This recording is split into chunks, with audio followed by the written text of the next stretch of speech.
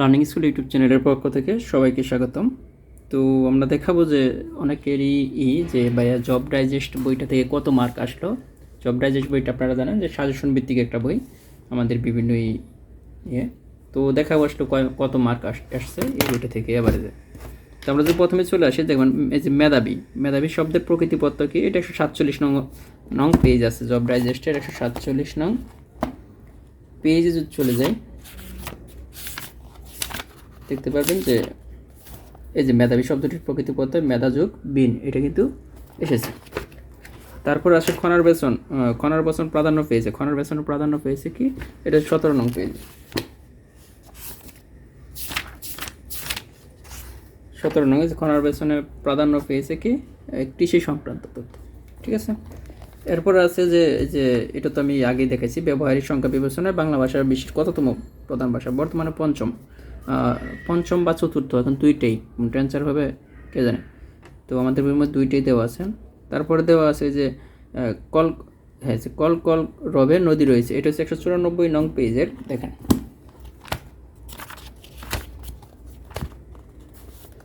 এই যে এটা হচ্ছে কি, এই যে অনুকার বা ধনাত্মক অব্যয়, অনুকার বা ধনাত্মক, এই যে কল কল, এটা কি অনুকার বা ধনাত্মক অব্যয়, এটা কিন্তু আসছিল পরীক্ষায়।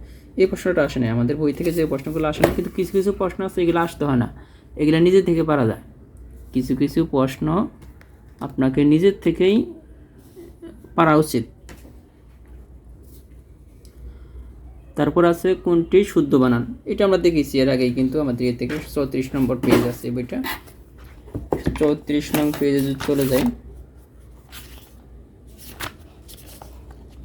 এই যে কোনটি শুদ্ধ বানান, এগুলা আগে কিন্তু দেখানো হয়েছে যে কোনটি শুদ্ধ বানান। দেখেন যেখানে কিন্তু দেখানো হয়ে গেছে যে কোনটি শুদ্ধ বানান, এটা গেল। তারপরে আছে যে আবাহন শব্দের বিপরীত শব্দ কি, 173 নং পেজ।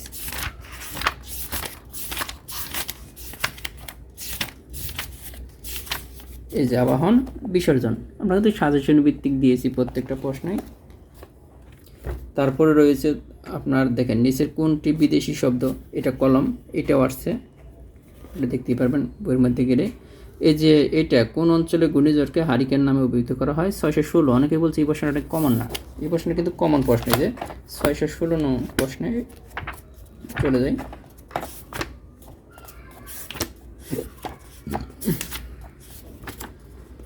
এই যে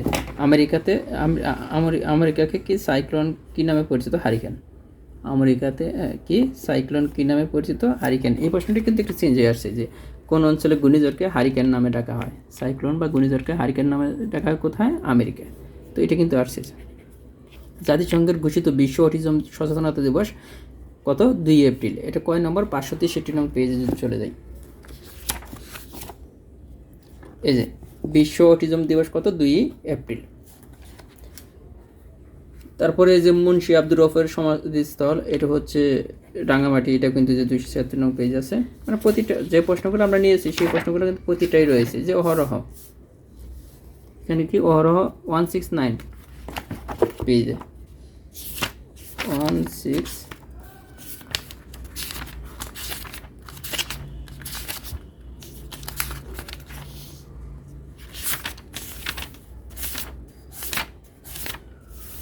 নাই, এই যে অহরহ। অহরহ অনেকে বলতেছিলেন যে ভাইয়া পেজ সহ উল্লেখ করে দেন, আসলে পেজ সহ উল্লেখ করে এগুলো খুঁজে বের করা অনেক কঠিন, তারপরে আপনাদের জন্য এগুলো বের করা হয়েছে। এরপরে যদি দেখেন যে মাতৃভাষায় যাহার ভক্তি নেই সে মানুষ নয়, কার উক্তিটি, কার, মীর মশাররফ হোসেন। এটা হচ্ছে 40 নং পেজ, এটা আছে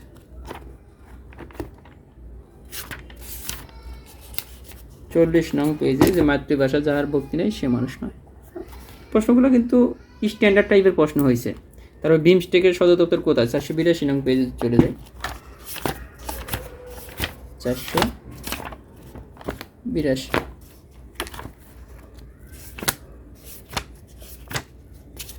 এই যে বিমস্টেকের সদর দপ্তর কোথায়, ঢাকা, বাংলাদেশ। এখান থেকে আর কোনো নেই, মানে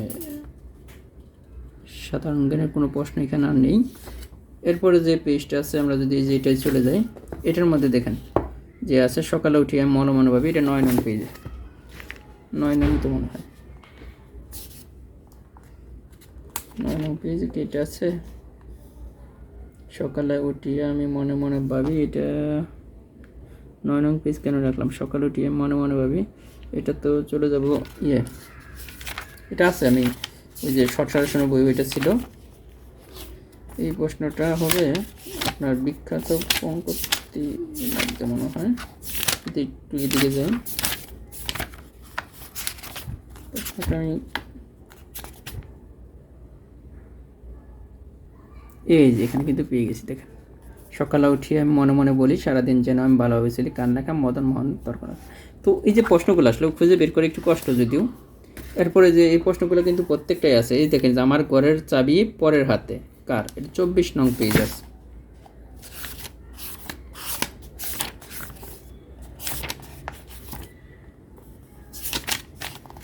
এই যে দেখেন 24 নং পেজ,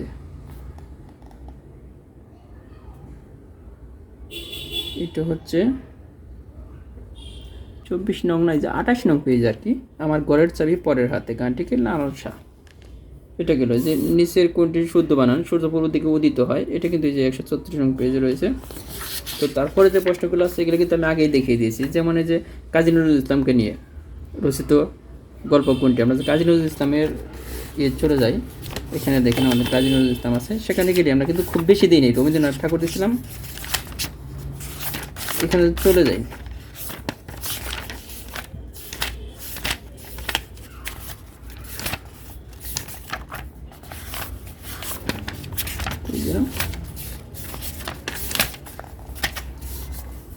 কাজী নজরুল ইসলাম,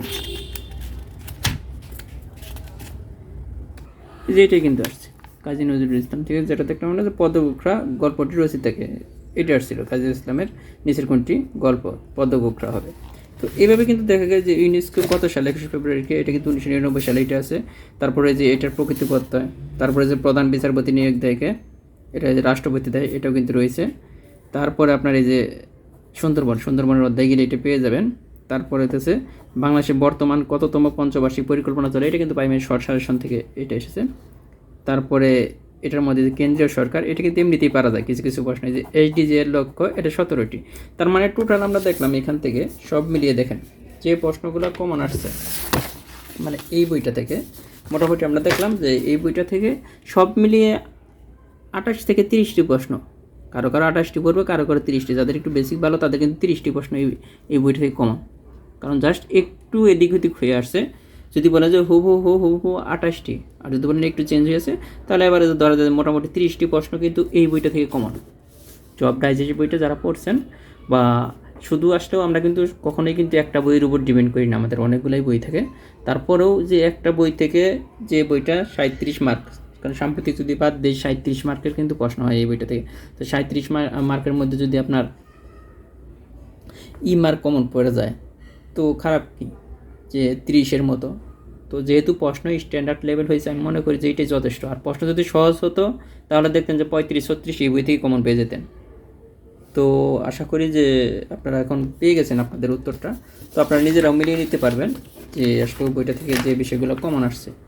তো এখানে আমরা যেহেতু এই বইগুলা নেক্সট এডিশনে ইনশাল্লাহ আরও আমরা অনেক করার চেষ্টা করব, যে যাতে ইনশাল্লাহ আপনারা যে কোনো চাকরির পরীক্ষায় এই বইটার উপর যতটা নির্ভরশীল যে আরও ভালো কিছু পান। তো এই জন্য আমাদের কাজ চলতেছে, সমস্যা নেই। এটা তো দ্বিতীয় এডিশন ছিল, তৃতীয় এডিশন মোটামুটি রয়্যাল এডিশন আপনারা পেয়ে যাবেন এই জব ডাইজেস্ট বইটা, যাতে একটা বই পড়লেই অন্য বিষয়গুলি থেকে আপনি সর্বোচ্চ মার্ক কমন পেতে পারেন। যেহেতু যে কোনো চাকরির পরীক্ষায় 50% মার্ক আসে এই বই থেকে। তো ধন্যবাদ সবাইকে। আর আপনারা জানেন যে ম্যাথ থেকে কিন্তু 18টা ম্যাথ কিন্তু কমন আসছে জব ম্যাথ থেকে। যারা ম্যাথে প্রবলেম আছে ভয়ে আছেন তারা কিন্তু অবশ্যই এই বইটা হাতে নিয়ে দেখবেন। পরীক্ষার হলে কিন্তু আপনাকে আজকে যারা পরীক্ষা দিয়ে আসছেন কেউ কিন্তু বলে নাই, আমার স্টুডেন্ট যারা, যে ম্যাথে দুর্বল বা ম্যাথ কমন পড়ে নাই। আবার এই বইটা দেখেন 25 মার্ক, ছোটো একটা বই, এই বইটা থেকেও কিন্তু 30টার উপরে মার্ক কমন। মানে যে প্রশ্নগুলো কনফিউশন, আমরা কনফিউশনে বলি পরীক্ষার হলে, যে যাতে পরীক্ষার 2 দিন আগে বা 3 দিন আগে এই প্রশ্নটা যদি এই বইটা অবশ্যই পড়ে যাবেন, তাদের দ্বিতীয় বা তৃতীয় ধাপে পরীক্ষা আছে, তাহলে দেখা যাবে কি অনেকেই আজকে আমাকে করছেন যে ভাই আমি পারার 4টা প্রশ্ন পারি নাই, 6টা প্রশ্ন পারি নাই, 10টা প্রশ্ন আমি পারি, কিন্তু ওই প্রশ্নগুলো আমার পরীক্ষার হলে মনে ছিল না বা কনফিউশনে ছিলাম, এই জন্য দাগাতে পারিনি বা দাগাইছি ভুল হয়েছে। তো সেই ভুল যাতে না হয় এই জন্য বলবো যে এই বইটা কিন্তু দেখেন, এই বইটা যদি আমি একটা জিনিস দেখেন, নর্মাল একটা জিনিস যে এই বইটা থেকে কীরকম মার্ক কমন আসছে আপনাদের দেখেন। এই যে এই দুইটা প্রশ্ন দেখেন, কারেক্ট স্পেলিং আসছে 3টা, তার মধ্যে 2টাই দেখেন এক জায়গায়, এই 2টা আসছে অ্যাচিভমেন্ট অ্যাসাইনমেন্ট, এই 2টাই কিন্তু আসছে দেখেন একই জায়গায়। মানে এই বইটি এমনভাবে লেখা যে কমন বিষয়গুলো। আবার এই যে এইটা আসছে দেখেন 3টা কিন্তু কারেক্ট স্পেলিং আসছে, তাতে এক পেজেই কিন্তু 3টা দেখেন, এখানে 2টা এখানে 3টা। আবার সেমভাবে এই বইটা মানে কতটাই দেখেন এই নিয়ম থেকে উইথ এ ভিউ টু আর ফরওয়ার্ড টু, আমরা জানি এগুলোর পরে আইএনজি যুগ হয়, এই 2টা নিয়মই কিন্তু আসছে। He came here with a view to giving us surprise, এই যে এইটা আসছে, না sorry, he came to Dhaka with a view to is a visiting, with a view to এর পরে আইএনজি যুগ হবে, এটা কিন্তু আসছে। আবার এইটাও আসছে, I look forward to hearing from you. তার মানে দেখেন যে এই শর্ট সাজেশন বইটা কেন এতটা ইম্পর্টেন্ট, এই জন্য বলি যে যারা তৃতীয় ধাপে পরীক্ষা দিবেন তারা অবশ্যই এই বইটা আপনি পরীক্ষার আগে 3 থেকে 4 দিনে এটা রিভিশন করতে পারবেন। আর এই বইটা থেকেও কিন্তু আপনাকে, এই বইটা পড়লে কী হবে যে কমন আমরা যে বিষয়গুলো নিচ্ছি আপনি নিজেও বুঝতে পারেন যে কমন প্রশ্নগুলো নিয়ে এই বইটা সাজানো হয়েছে। এই বইটা পড়লে আপনি পরীক্ষা হলে গিয়ে একটা কনফিডেন্স পাবেন, আর কমন প্রশ্ন আপনার ভুল হওয়ার সম্ভাবনা থাকবে না। এখানে কিন্তু সাম্প্রতিক থেকে যে প্রশ্নগুলো আসছিল এই বই কিন্তু ছিল। তো ধন্যবাদ সবাইকে। আর বইটা মোটামুটি সারা বাংলাদেশেই পাওয়া যাচ্ছে। জব ম্যাথ নিতে পারেন, জব ম্যাথের দাম 200 টাকা, 01764077126 অথবা 01913 750 815। এই ছোটো বইটার দাম কিন্তু মাত্র 130 টাকা। যেহেতু হাতে সময় আছে আপনি চাইলে এই বইগুলো এখনও শেষ করতে পারেন। ধন্যবাদ সবাইকে। আমার বই পড়তে হবে এরকম না, আপনি যে কোনো বই পড়েন সমস্যা নেই, কিন্তু আমাদের বইগুলো কীরকম গোছানো আপনি একটু দেখছেন যে একই পেজ থেকে 3-4টা করে প্রশ্ন চলে এসেছে। তো ধন্যবাদ সবাইকে, ভালো থাকবেন, আল্লাহ হাফেজ।